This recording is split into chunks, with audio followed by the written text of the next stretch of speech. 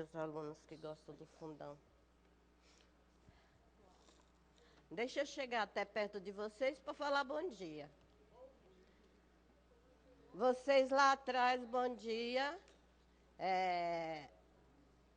Hoje é a última aula do ano. Então, antes que eu me esqueça, a todos vocês, um bom período com novos professores e boa entrada de ano. Eu não sei quem são os professores que virão durante esse nosso recesso, mas sejam quais forem, serão mandados por Deus e eu espero que a gente esteja presente durante todos os dias das nossas férias, né? Eu vou estar aqui como aluna. Eu gosto desse tempo porque é tão bom ouvir, é muito melhor ouvir do que falar. Ou vocês preferem falar? Né? Eu prefiro ouvir. Eu me sinto muito bem, cresço bastante. E hoje nós estamos aqui para dar a 7ª lição. É isso? 7ª lição. A próxima lição é a religião que agrada a Deus. E depois vocês, quando terminarem a lição de hoje, vocês já marcam no seu texto que a próxima lição que vai ser dada por pastor Abel vai ser a religião que agrada a Deus, no versículo 19 do texto de hoje. Então, nós vamos parar justamente no versículo 18 do texto, que é o primeiro capítulo da carta a Tiago, tá bom? Não esqueça, se eu me esquecer, você marca aqui. Parou aqui e nós vamos começar acho que no mês de fevereiro, a partir dali. Mas antes que a gente comece, eu queria chamar a atenção dos irmãos para o nosso encontro de confraternização, que está marcado para sábado que vem. Quem leu o boletim do domingo passado, viu que o coral vai ter a cantata nesse mesmo dia, às 20 horas. Então, se nós viermos assistir o filme Prova de Fogo, às 3h30, e as mulheres, algumas me perguntaram, vamos trazer alguma coisa? Nós podíamos trazer o lanche, e a gente tomava um lanche antes da cantata e já ficava aqui para a cantata. Por que eu falando 3h30? Porque o filme começaria às 4h, sem dúvida terminaria às 6h, que é às 18h, e essas 2 horas nós tomávamos lanche, conversávamos e já ficávamos aqui. E aí a gente subia para a cantata, pegava os primeiros lugares, assistia a cantata de camarote, quem não foi no Mackenzie,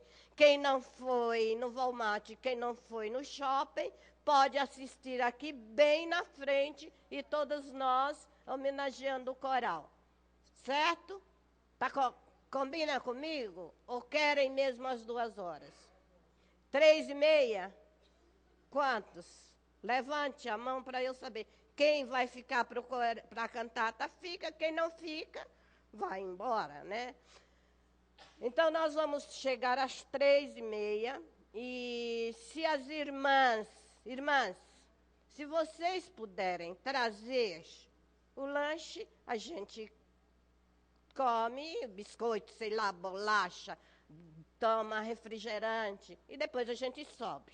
Se não, a gente dá um jeito, tá bom? Então, sábado que vem, às 3h30, a gente vai estar aqui. Eu vou pedir para os meninos já providenciar, e as meninas que vão fazer as pipocas e também o filme, porque a nossa locadora lá em São Mateus fechou. A daqui em Vila Formosa fechou também. Mas tem uma em Itaquera que está aberta e eu vou pedir uma das meninas da igreja que mora lá próximo para estar trazendo de lá esse nosso filme. Vamos então ao que interessa. Hoje nós estamos na carta de Tiago, capítulo 1, o primeiro capítulo de Tiago. Domingo passado, nós terminamos a carta do apóstolo Paulo aos Gálatas. A carta aos Gálatas tinha o seu endereço certo. Ela foi direcionada a algumas cidades que ficam nas províncias da Galácia. E a carta aos Gálatas, durante o tempo que nós estudamos, ela nos trouxe uma grande reflexão sobre a liberdade cristã. Nós falamos sempre sobre a lei, sobre a graça e sobre a liberdade cristã, todas essas 6 aulas para trás.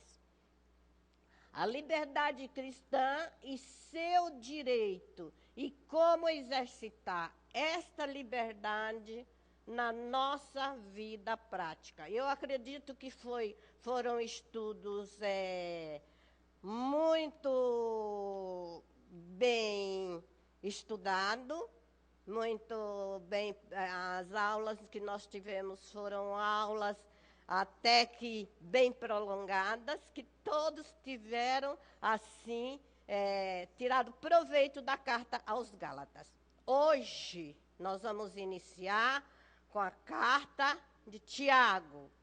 E ela vai ensinar a respeito da religião prática que agrada a Deus. Aí vocês vão falar, mas essa não é a aula de fevereiro que o pastor Abel vai falar?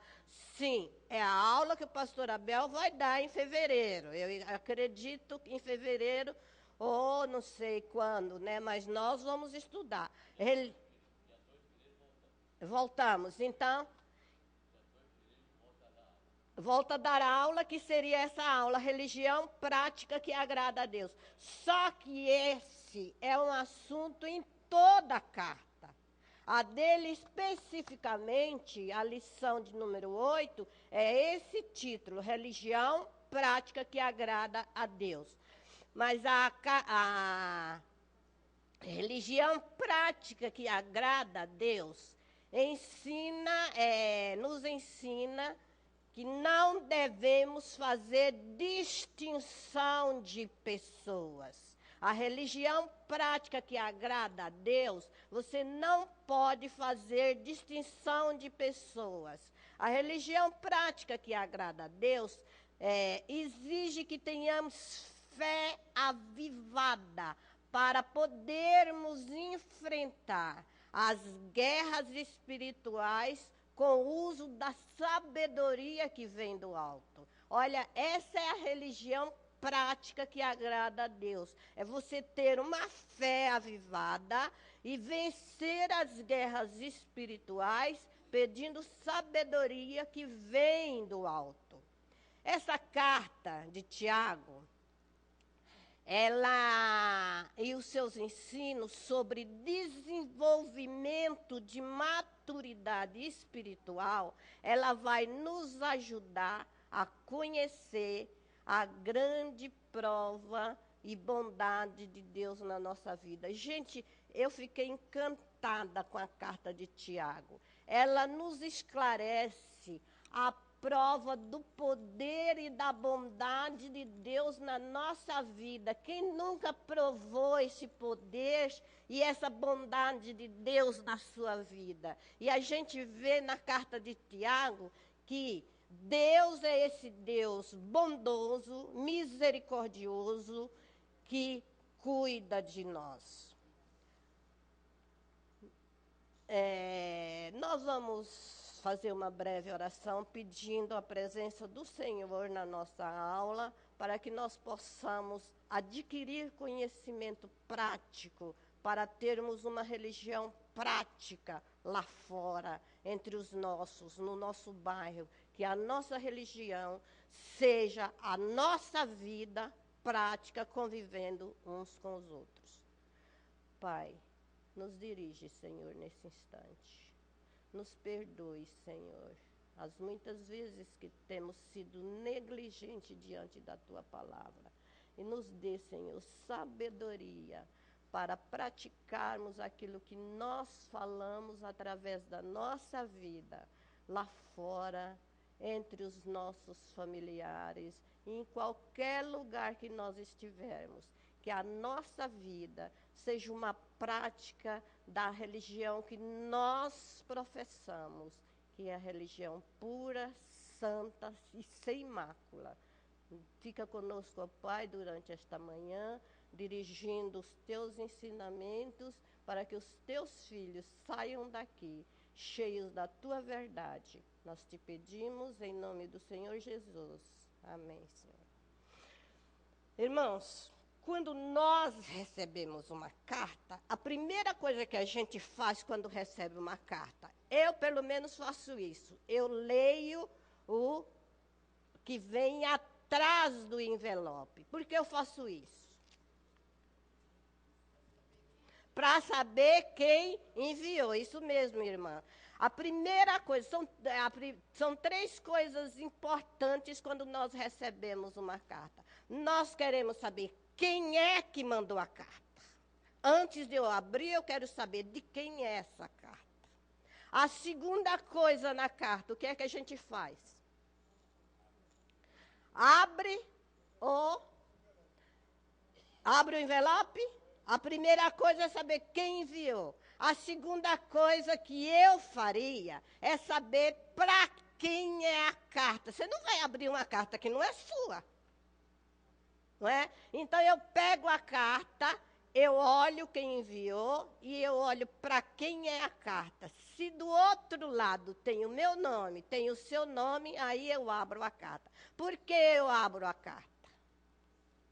Para eu saber o que é que está escrito, o que é que a pessoa, o conteúdo da carta. Então, nós temos 3 coisas importantes quando nós recebemos uma carta. Nós temos quem, que a irmã falou, 3 palavras, quem enviou a carta. Nós temos para quem a carta foi enviada, para quem, e eu quero saber o que está escrito na carta, o conteúdo da carta. São 3 coisas importantes e que durante o desenrolar da nossa aula, nós vamos estar respondendo essas 3 questões, ou esses 3 pontos de muita importância. O primeiro ponto dele é quem enviou a carta. Abre agora a carta de Tiago.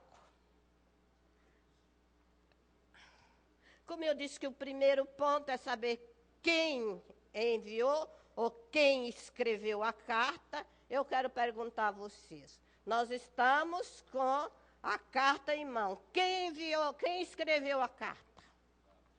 Tiago. Mas qual deles?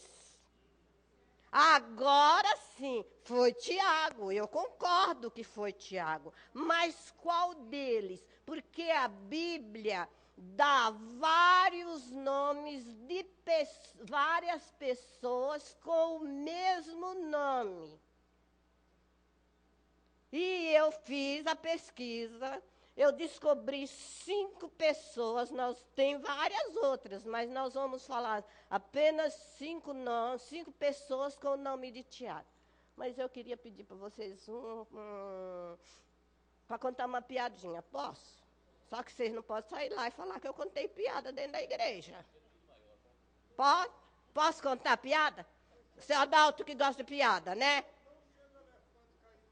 Não, não é o elefante que caiu na lama. Então, vamos lá.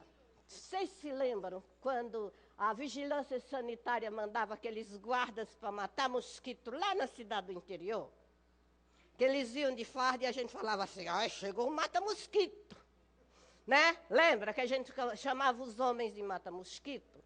Pois bem, mata-mosquito foi fazer esse trabalho da vigilância numa cidade muito longe do interior. E chega, eles batem na porta, eles dedetizam toda a casa para matar todos os insetos.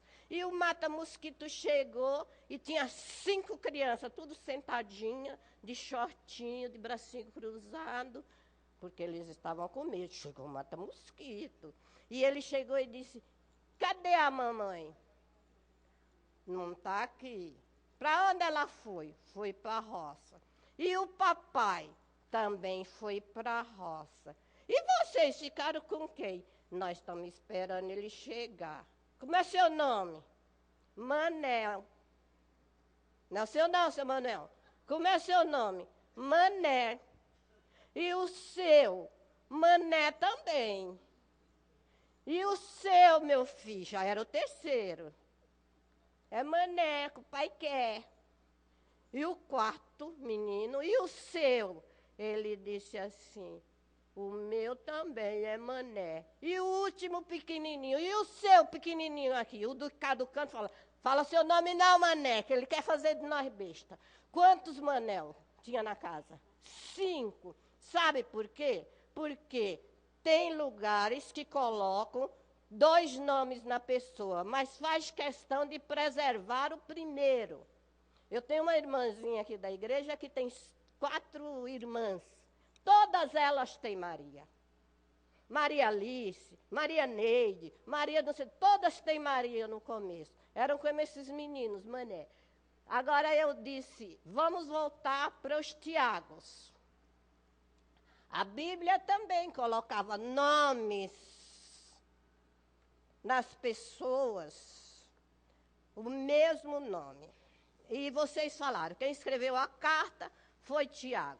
Eu concordo, mas eu perguntei qual deles. E nós vamos enumerar, você vai prestar atenção e vai escolher qual dos 5 escreveu a carta. O primeiro Tiago, que é esse aqui, o primeiro Tiago é Tiago, irmão de quem? Não, irmão de João. Tiago, irmão de João. Esse Tiago aqui e João eram apóstolos de Jesus. Lembra que Jesus sempre estava com os 3 apóstolos? Pedro, Tiago e João? Era esse Tiago. Ele era próximo a Cristo, vivia sempre com Jesus. Eles eram filhos de Zebedeu, correto? Filhos de Zebedeu e Salomé. E ambos eram apóstolos, como eu já falei. Eles foram chamados, os 2, Tiago e João, foram chamados de Boanerges, que quer dizer filhos do trovão. Já ouviu falar nisso? Eles 2 foram chamados do casal, os 2 irmãos, de Boanerges, filho do trovão, porque eles falavam bem forte. E outra curiosidade, esses 2 filhos de trovão, que eram filhos de Salomé, foi justamente Salomé que falou para Jesus, Senhor, quando tu entrares na plenitude do teu reino, permita que os meus 2 filhos fiquem um à sua direita e o outro à sua esquerda. Então, são curiosidades desse Tiago aqui. Olha que bonitinho, filhinho da mamãe, fica à direita de Jesus. Será que foi esse Tiago que escreveu o livro? Preste atenção. Quer ver o que Jesus disse sobre eles? Leia para nós Mateus 20, 21 a 24. Só vamos ler essa referência. As outras eu vou citar porque são muitas referências, senão nós não estudamos o texto. Leia para mim.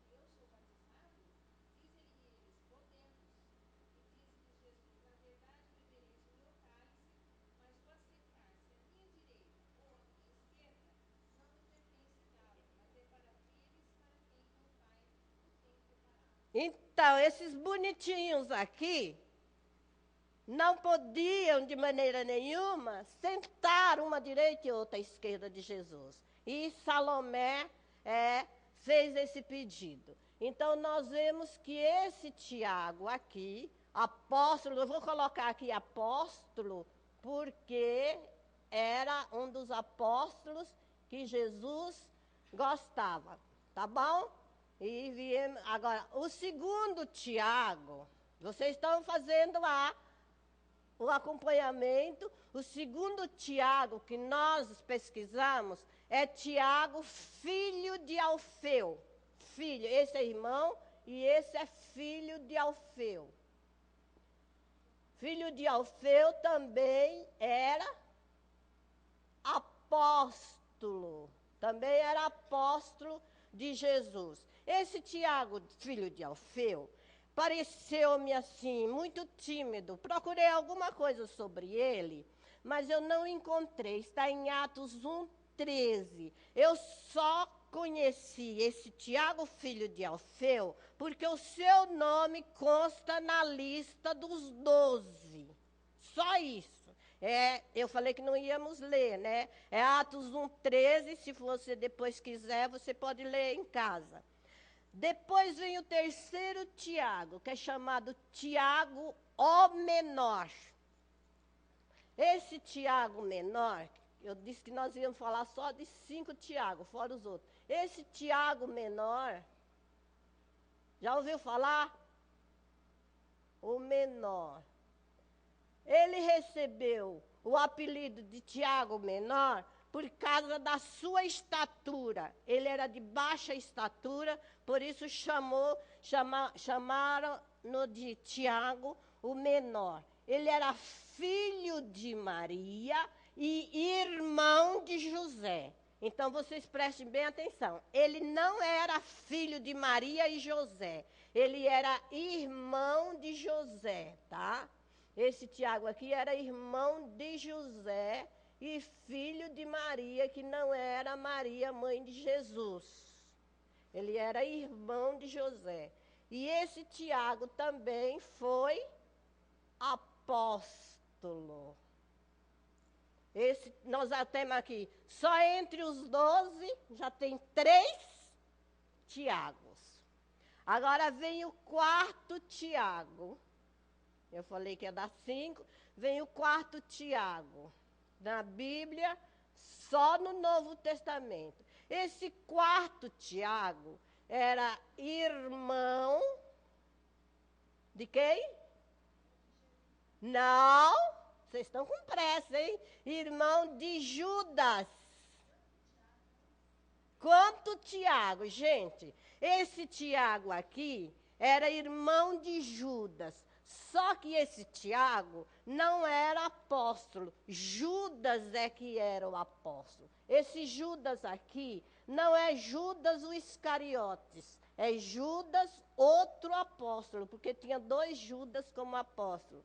Esse Judas está colocado no 10º lugar entre os 12 apóstolos. Correto? E depois vem, agora sim, o quinto Tiago. Esse daqui era assim, irmão de quem? De Jesus, irmão de Jesus. Esse Tiago aqui, o último Tiago, era irmão de Jesus. Filho de quem? De Maria. E quem era o pai? De José. Então, o último Tiago era Tiago, irmão de Jesus, filho de Maria e José, e que tinha por apelido. Qual era o apelido de Tiago? Desse Tiago aqui. Estou procurando um apagador. Qual era o apelido desse Tiago, irmão de Jesus? Não sabe? O Justo. Então, ele era conhecido como Tiago, o Justo. Porque ele era muito certinho, ele gostava das coisas tudo nos seus devidos lugares, ele era muito correto, então era chamado Tiago o Justo. Tiago o Justo era irmão de Jesus, mas uma coisa muito interessante, ele não era convertido ao cristianismo. Apesar do seu irmão, ele era o filho mais novo de Maria e José. Então, era o mais novo irmão de Jesus, mas não era convertido. Engraçado, né? Tinha um irmão que veio para salvar o mundo, conviveu com esse irmão, mas não eram convertidos. Não era convertido ao cristianismo. E a Bíblia diz que esse Tiago, está lá em 1 Coríntios 15, 7, que esse Tiago, irmão de Jesus, só veio converter depois da ressurreição. Quando Jesus morreu e ressuscitou, quantos dias ele passou na terra? Quantos dias? 40 dias. Então, durante esses 40 dias que Jesus esteve na terra, ele visitou, ele apareceu às mulheres, ele apareceu aos outros apóstolos, apareceu muita gente. Mas a primeira pessoa que Jesus apareceu foi esse Tiago, está em 1 Coríntios 15, 7, que Jesus apareceu só para Tiago sozinho e conversou com ele. Jesus ressurreto conversou com seu irmão. Foi aí, nesse encontro com Jesus, que se deu a conversão de Tiago, seu irmão. Nessa conversa, que está em 1 Coríntios 15, 7, resultou da sua conversão. Depois é que ele apareceu para o grande grupo dos apóstolos e depois as outras aparições. Lá em Gálatas 1, 19, diz que no apedrejamento de Estevão, os outros apóstolos, depois que Estevão foi apedrejado, os outros apóstolos deram no pé, saíram. Foi o único que permaneceu em Jerusalém, foi Tiago, o justo, já convertido. Esse permaneceu em Jerusalém. E em Atos 15, 13, ele aparece presidindo o conselho apostólico. Ele dando seu parecer para o conselho apostólico. Esse Tiago foi um incontestável e infalível líder em Jerusalém. Agora vocês peneirem. Qual dos 5 foi o Tiago que escreveu a carta? Tiago, irmão de Jesus. Agora vocês falaram certo. O Tiago, o justo. Esse foi o Tiago que escreveu a carta que leva o seu nome, Tiago Justo. Entendeu aqui? Se vocês quiserem as referências, nós podemos depois dar para vocês. Então, vamos completar. Quem escreveu a carta foi Tiago, o Justo. Então, já respondemos a primeira questão. Tiago, o Justo. Esse foi que escreveu a carta. Agora, para quem ele escreveu a carta? Quando a gente começou a aula, eu disse que a carta aos Gálatas tinha endereço certo, né? Que foi direcionada às igrejas. Agora, para quem será que Tiago escreveu a carta? Para as 12 tribos. Então, vamos depois ver isso aí. Tiago Justo foi escritor da carta que leva o seu nome. E como é que ele se apresenta na carta? Servo. Leia o primeiro versículo de Gálatas 1.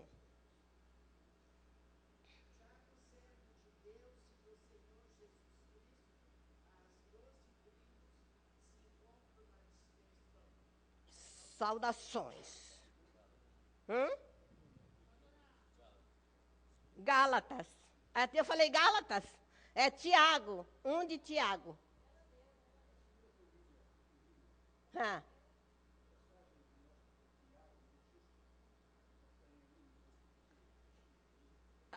Tem sim. O Tiago, o justo, ele foi. Nós vamos ver depois aqui no texto que Tiago, o justo, que nós vamos, no desenrolar, nós vamos ver onde que está Tiago, o justo, tá bom? Ele se apresenta como servo de Deus e do Senhor Jesus Cristo. Irmãos, se alguém conheceu bem a Jesus, foi esse Tiago. Eles cresceram juntos na mesma família, filhos do mesmo pai. Eles comiam, brincavam, trabalhavam juntos. Esse tinha todo o direito de chamar Jesus de meu irmão. Ele poderia ter dito, eu, Tiago, irmão de Jesus, né? E depois continuar. Mas ele disse, ele não se vangloriou, ele tomou uma atitude completamente diferente. Ele não se vangloriou, ele resolveu não se gloriar-se e com toda a sua humildade, ele se colocou como servo do Senhor Jesus. Na verdade, ele era um escravo, não por necessidade, nem por força, mas ele era um escravo ou um servo por escolha pessoal. Eu, servo do Senhor Jesus. Ele escolheu, se colocou no lugar de servo. Tiago se coloca em pé de igualdade com todos nós. Tiago se colocou em pé de igualdade com todos os crentes da sua época, porque ele resolveu reconhecer Jesus Cristo como Senhor da sua vida, se colocando como servo, colocando em pé de igualdade como nós. Nós somos servos de Deus. Nós viemos para servi-lo. Então, é isso que Tiago, na sua vida de humildade. Tiago também apresenta Jesus Cristo como Senhor exaltado no céu, de onde voltará em glória. A sua carta está explicando isso, que ele foi exaltado no céu e voltará em glória a fim de acertar contas com muita justiça as coisas deste mundo. Ele voltará para julgar o que está acontecendo nesse mundo. Esse é o retrato traçado por Tiago na sua carta e é o que nós vamos estudar. E nós dissemos, para quem foi escrito a carta? E vocês já responderam, para as 12 tribos da dispersão. Na realidade, essas 12 tribos da dispersão eram os judeus convertidos.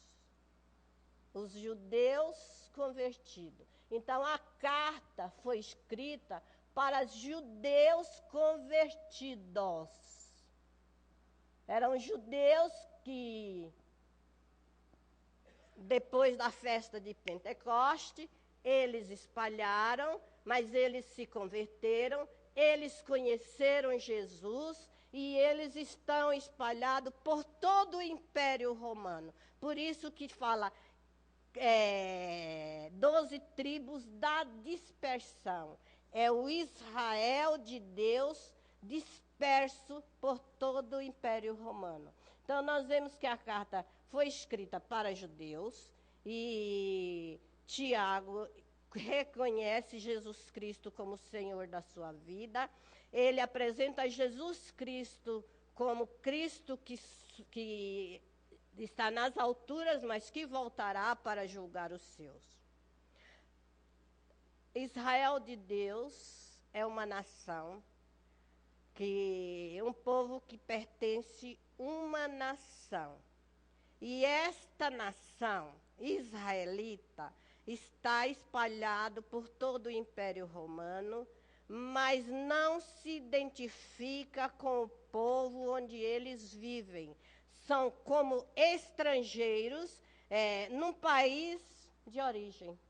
Eles nasceram ali, eles criaram ali, mas porque eles se converteram, porque eles creem em Deus, eles são discriminados na sua própria terra. Por isso eles são chamados cristãos ou pessoas dispersas na sua própria terra. As 12 tribos resumem-se nisso.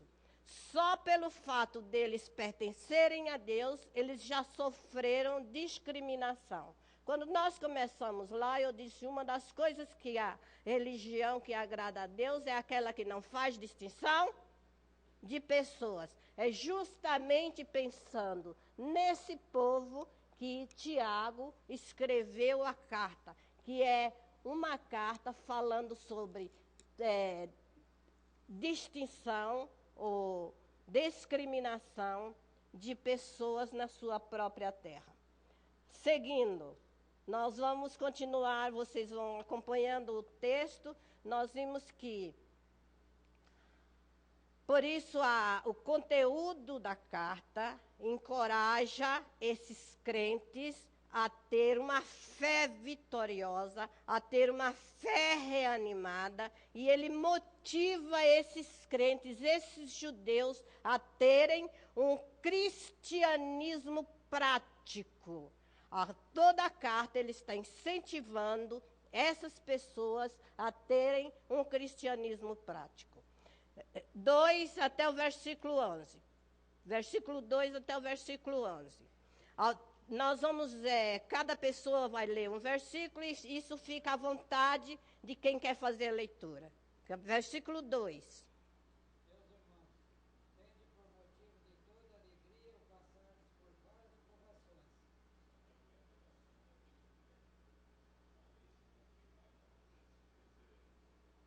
Quarto.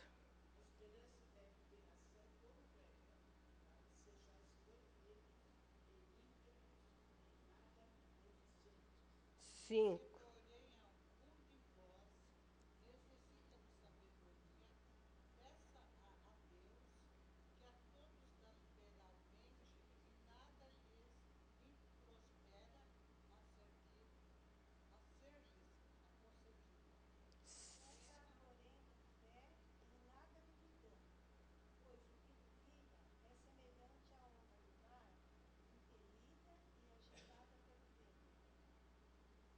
Sete.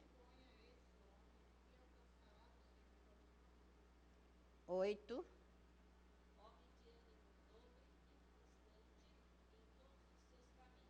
9.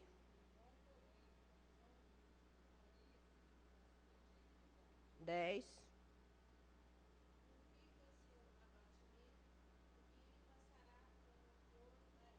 11.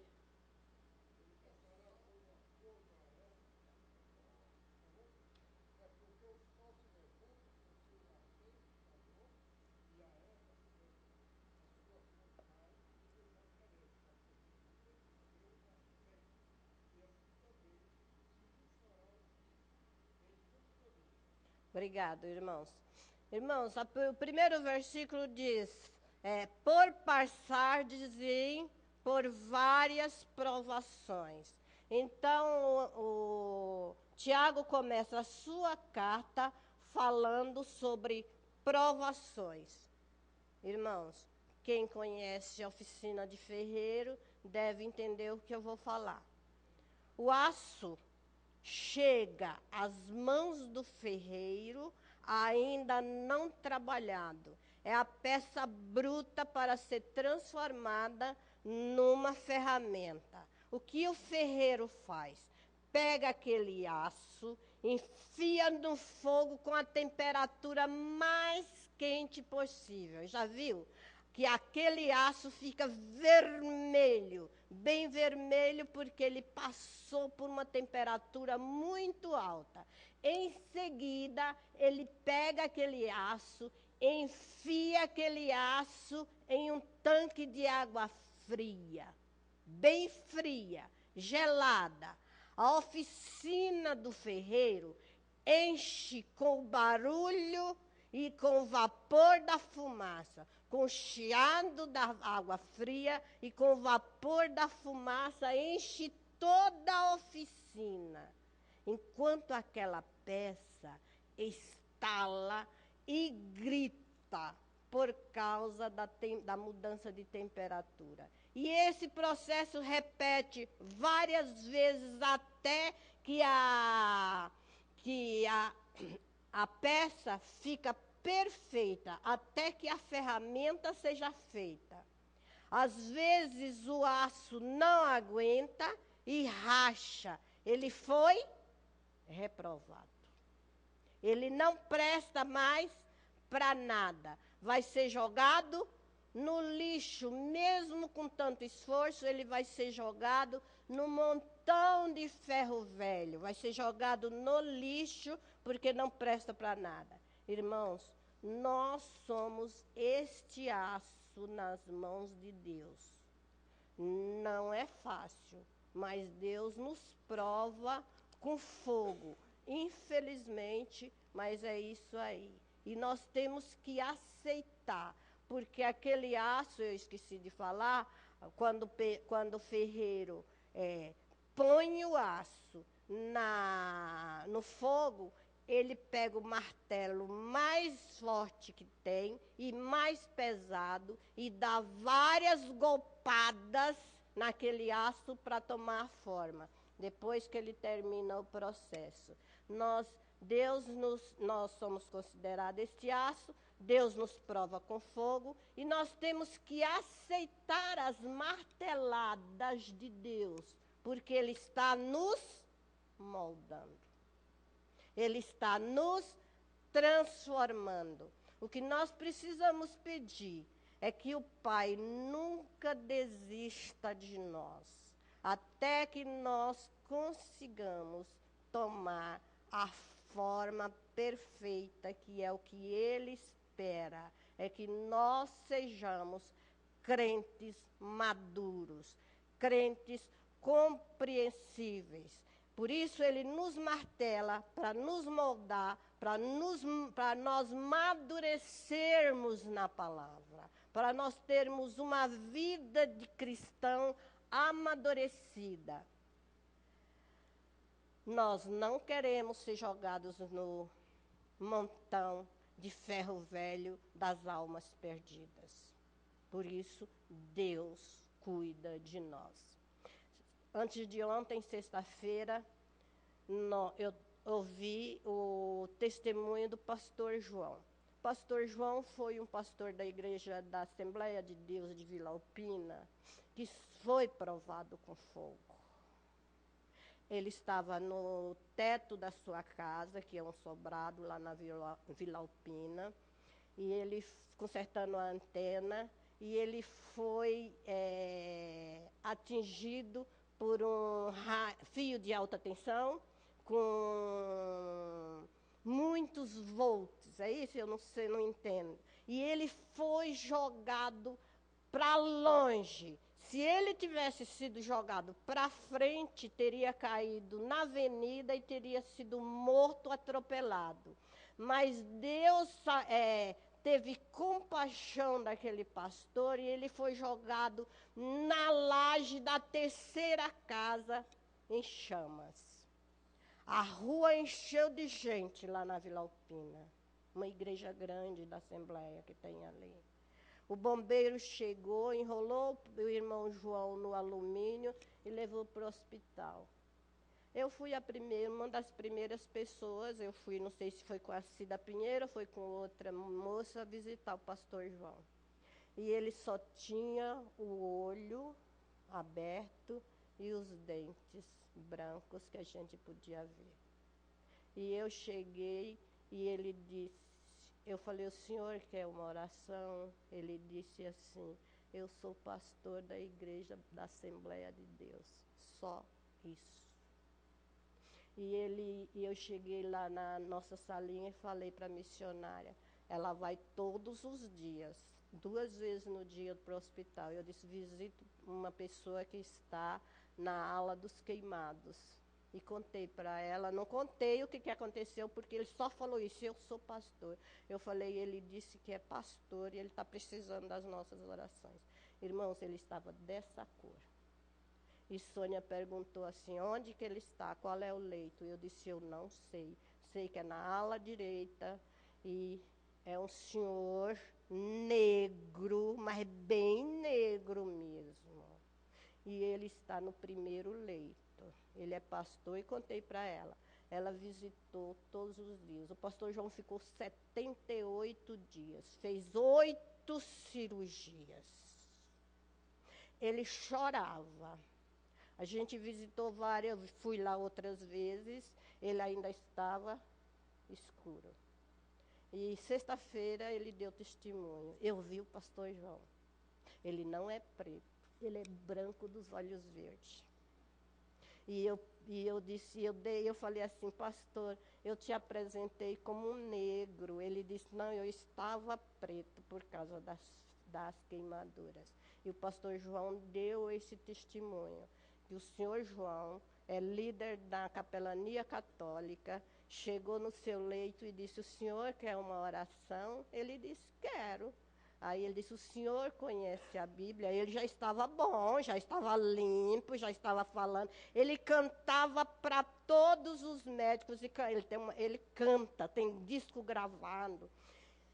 E ele falou para o seu João, líder da capelania católica, eu sou pastor e eu conheço a Bíblia. Quando ele perguntou, o senhor conhece o Evangelho? Eu conheço. Aí ele disse, então pastor, eu quero que o senhor ore por mim. E o senhor João ajoelhou do lado do seu leito, pegou a mão do pastor João, pôs na sua cabeça e disse assim, ora por mim, eu estou precisando de oração. Isso é um testemunho, irmão.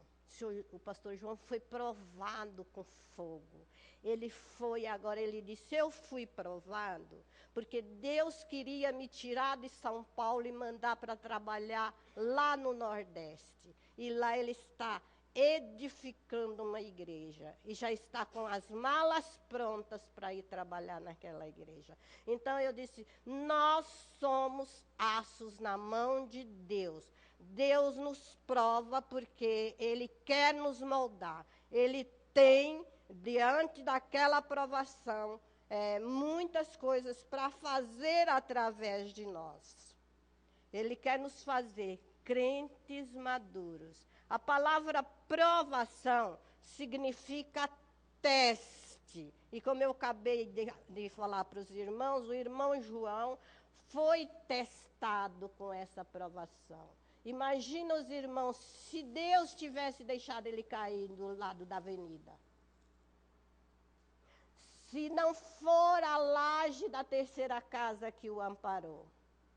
E ele ficar 78 dias e muitos médicos e muitas enfermeiras e muita gente entrou ali nos queimados para visitar este homem. Isso é uma maravilha de Deus, é uma bênção de Deus. E antes de ontem, ele estava lá na igreja aqui na Vila Nova York, cantando e dando o seu testemunho. Os irmãos acabaram de ouvir que eu orei por uma menina que era drogada, a Maria Aparecida. Ela não passou por prova de fogo, mas ela também foi do hospital. Ela foi hospitalizada com overdose. E lá no hospital descobriu que ela estava grávida. E os médicos disseram, a criança não vai nascer. E ela conseguiu, depois de muito trabalhar na vida da Ana Maria, ela conseguiu, durante esses 9 meses, deixar de usar drogas. E a criança dela, sexta-feira também, ela estava com Elias no braço, perfeito. Então, nós vemos que Deus prova. E ela foi agradecer a Deus e pedir às igrejas, orem por mim. Eu preciso das orações, senão, se eu voltar, se eu tiver uma recaída, eles me tomam o meu Elias, e eu não quero dar. Então, Elias veio para que ela fosse salva dessa maldita droga. Então, nós vemos as provações de Deus. Tivemos 4 pessoas do hospital que vieram dar testemunhas. Nós tivemos o encontro da capelania lá na igreja e a gente ouviu esses testemunhos maravilhosos. A gente saiu de lá assim edificadas com tantas pessoas que aceitaram e que foram livres das provações e das tentações. Eu disse que provação significa teste com objetivo proveitoso. Provação é diferente de tentação. Eu esqueci de colocar aqui o que a carta está escrita, né? O que diz na carta? Para que nós tenhamos vida transformada, né? A carta de Tiago nos ensina transformação de vida. Ele diz que nós precisamos ser crentes maduros, maturidade cristã. Cristã. É o assunto da carta em si, maturidade cristã. E vencer as dificuldades, dar força para que essas pessoas vençam as provações ou as guerras espirituais. Então, a carta começa com provação. Provação e tentação. O que os irmãos acham? Mesma coisa? Provação.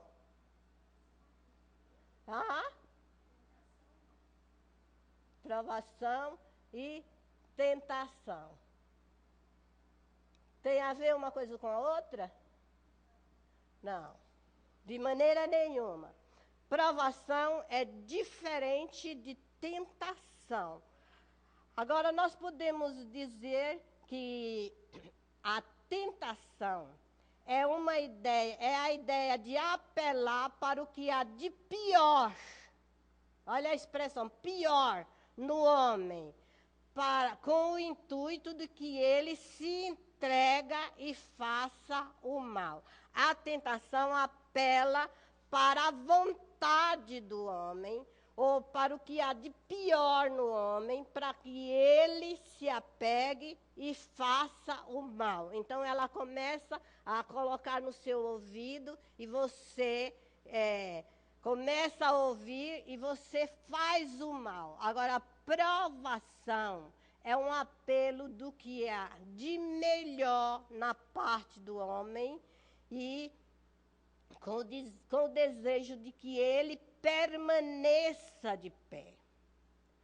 A tentação diz: faça o que é agradável, mesmo que esteja errado. Entendeu? Você quer fazer, faça. Lhe satisfaz, mas é agradável, mesmo que seja errado, faça.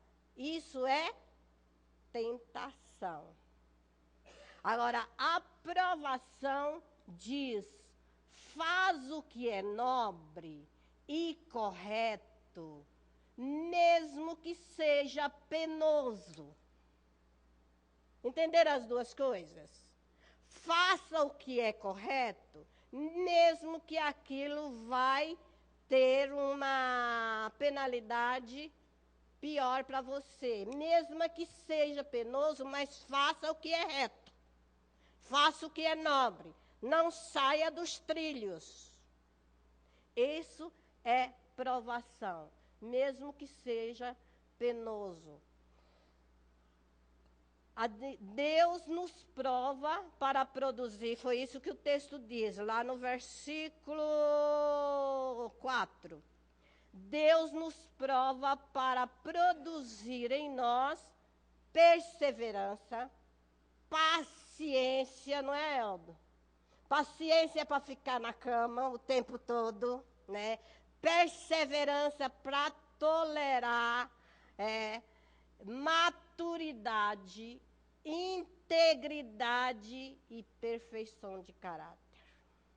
É isso, por isso que Deus nos prova.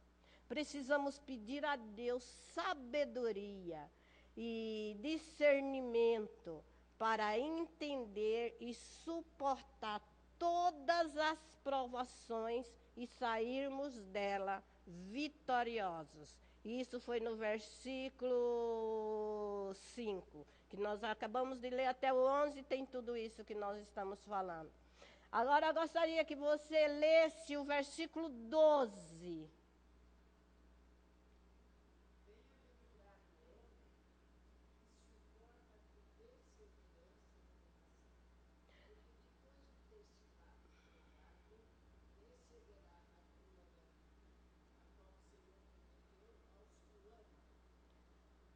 Então nós vemos aí o versículo 12 disse que feliz é o homem que suporta.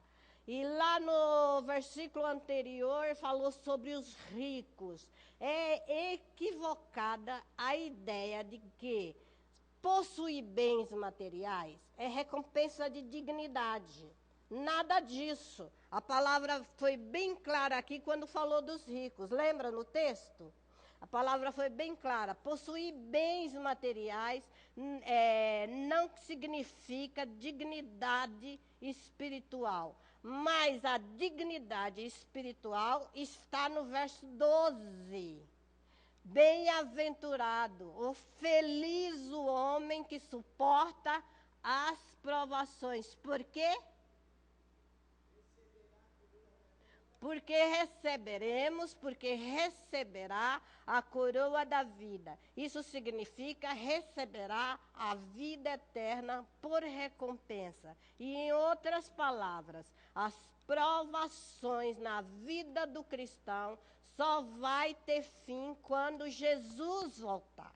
A vida eterna que diz esse texto, que diz esse versículo, nós só vamos ter fim em todas as nossas provações, quer seja elas mais, quer seja elas menos, que seja hoje, que seja amanhã, que seja um dia que quebra o braço, que seja um dia que você tem uma doença muito forte, elas só irão ter fim quando Jesus voltar. O crente provado e aprovado receberá a recompensa da vida eterna. Só.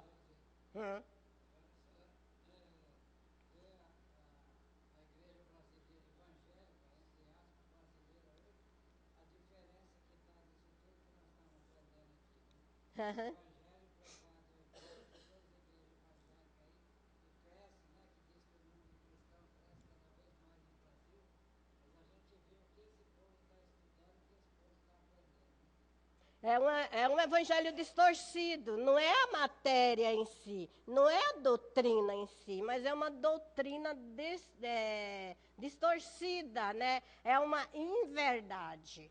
O quê? Hum.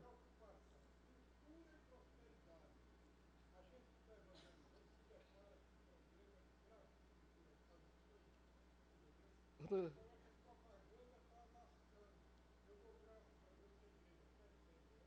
Hum. Graças a Deus. Eu dou graças a Deus também.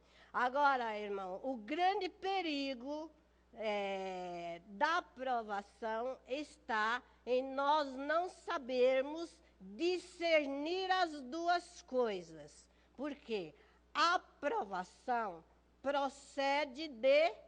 Alguém falou aí, procede de Deus. A aprovação procede de Deus e visa o amadurecimento do crente, a maturidade do crente, a aprovação. Já a tentação brota da nossa natureza pecaminosa e provém de Satanás e do mundo. E a tentação tem o objetivo de destruir o nosso relacionamento com Deus.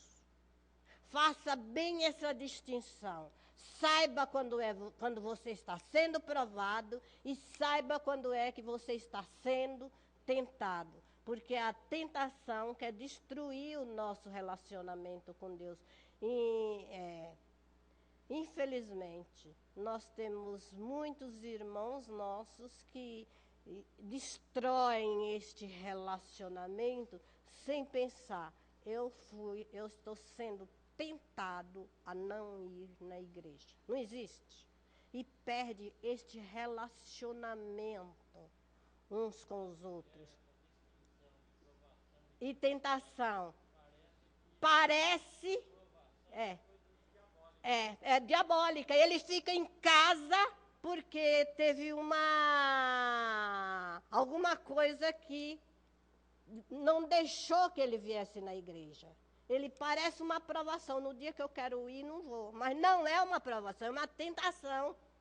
E você tem que fazer o discernimento, porque a tentação quer destruir o seu relacionamento com Deus, com seus irmãos, com a igreja. Então, você tem que fazer essa diferença. Então, nós dissemos lá que temos que saber distinguir a aprovação da tentação. E o Tiago, justamente na sua carta, quer nos mostrar isso. E adiante, nós continuando, Tiago, como um bom pastor, ele conhecia o seu rebanho, ele conhecia o coração do ser humano. E ele sabia que nem todos suportam os testes da provação dados por Deus. Porque muita gente, diante da provação, isso está no versículo 13 a 15, muitas pessoas, diante das provações, começam a culpar a Deus. Já viu? Porque Deus sabe que eu sou isso, por que Ele deixa acontecer isso? Está dentro do texto 12 a 15. Então ele diz, Tiago, adverte seus leitores, não culpem a Deus, mas compreendam as coisas, as causas e os resultados das provações. Tiago é um homem que tem muito interesse na criação de Deus, por isso ele é observador. Quem de nós é tão observador que nem Tiago? Ele observava a natureza. E ele cita, por exemplo, já nos versículos 16 e 18, ele cita, por exemplo, as ondas do mar. Viram aí? Ele cita o vento, ele cita o sol que se levanta, o calor do dia, as flores do campo e as luzes celestes do firmamento.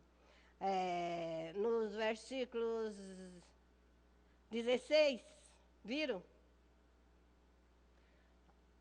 Olha, não vos enganeis, meus amados irmãos.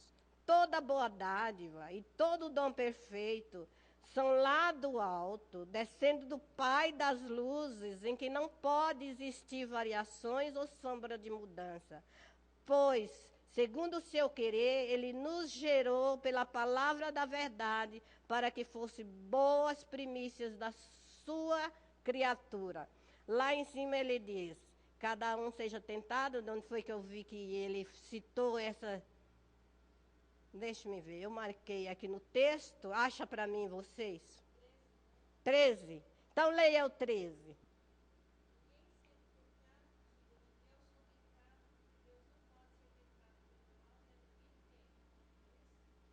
Ao contrário.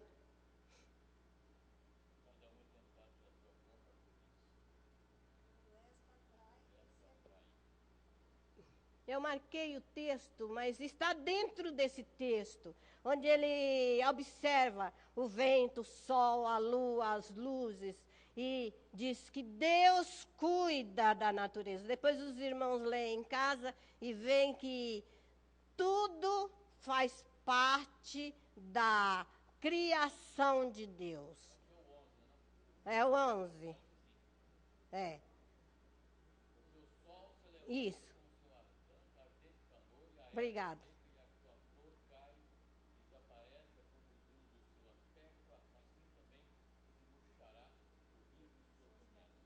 É esse aí. Então nós vemos que ele, observando isso tudo, ele diz que Deus cuida. Se ele veste assim a erva do campo, que hoje existe, e amanhã ela é lançada no fogo, no forno, quanto mais a nós, homens de pequena fé. Nós somos povo de Deus, gente. Ele nos escolheu. Por isso, Ele tem cuidado de nós. Ele não vai deixar que nós pereçamos. E nós estamos sendo moldados? Sim. Mas Deus não permite que venhamos a perecer. Porque Ele tem cuidado de nós, porque a sua bondade dura para sempre. Que Deus esteja nos abençoando e que essa última lição do ano seja um refrigério para a nossa alma. E que durante esses dias que nós estivermos ausentes, entre aspas, porque nós vamos estar juntos, só não estamos aqui, né, pastor Abel? Mas nós vamos estar juntos, que nós procuramos ter esse bom relacionamento uns para com os outros. Eu espero que os irmãos estejam aqui às 3h30 do sábado. Se você puder trazer um lanchinho para a gente tomar e subir para vir assistir a cantata. O coral tem se empenhado muito. Vamos dar glória a Deus, porque nós temos pessoas que fazem esse trabalho. E vamos prestigiar aquilo que é nosso. A gente pode, como eu disse, assistir aqui, sentar na frente e assistir numa boa. E convidem pessoas, tragam pessoas, chamem os outros irmãos que não estão aqui. Que Deus esteja nos abençoando e que os irmãos passem. O pastor Abel vai falar da lição na próxima aula. E que nós estejamos aqui no próximo ano. Obrigado, Angelzinha. Amém. Minha parceira esse tempo todo, obrigado, viu? Não estou à altura, mas Deus tem me usado naquilo que eu posso. Algumas vezes, essa ali, a revista Código é muito pesada, viu? Muito pesada. Quem não lê não sabe nem o que tem aqui dentro.